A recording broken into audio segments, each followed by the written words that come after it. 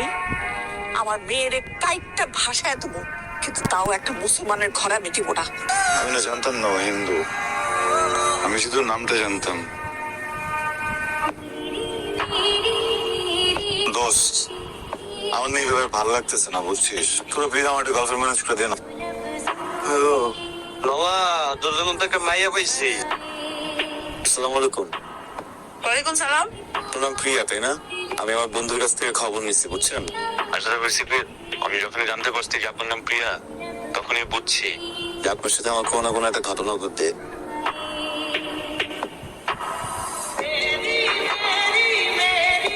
তুই আমার প্রেমিকা দিছিস, ভালো কথা, আর বললি না কেন?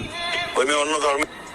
তুই আমার জীবনে প্রেশার দিতেছে, আমি তো পুরো ব্যস্ত হয়ে গেছি। আমি আর খোঁজ পাইছি, নাম জানলাম প্রিয়া। প্রিয়া নামে ব্যাগের মধ্যে তার লেখা নাই যে সে কোন জন্ম। কি করবো এটা বল?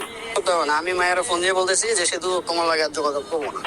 আর আমাদের সম্পর্ক তো এখন আর আপনি আপনিতে নেই, এটা তো তুমি তুমিতে হয়ে গেছে না। আমি কিভাবে ছাড়বো? ওকে ভালো লাগে না কথা বলতে?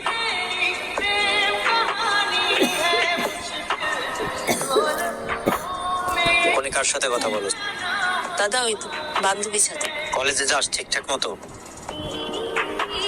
কিন্তু আমি তো শুনি উল্টাপাল্টা কথা, তার সাথে নাকি ঘুরে বেড়াস। জীবনে এমন কোনো কাম করিস না রে মা, যেন আমি সমাজে মুখ দেখাইতে না পারি।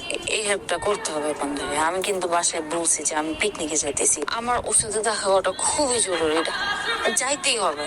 কাকু হ্যালো হ্যালো, শরীর খারাপ নাকি? তুমি একটু ভিডিও কলে এসো তো।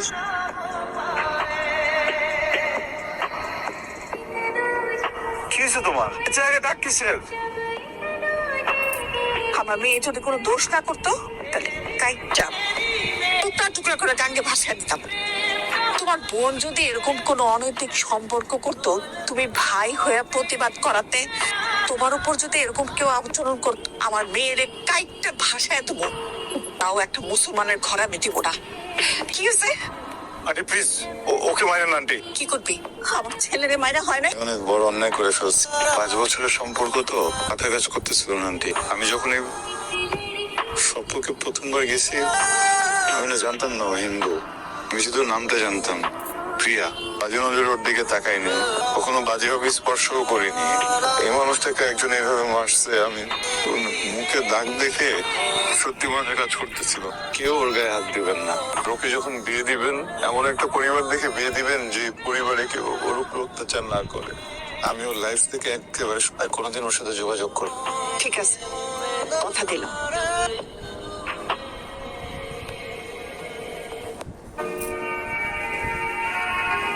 আমি আমার মেয়ের কাইটটা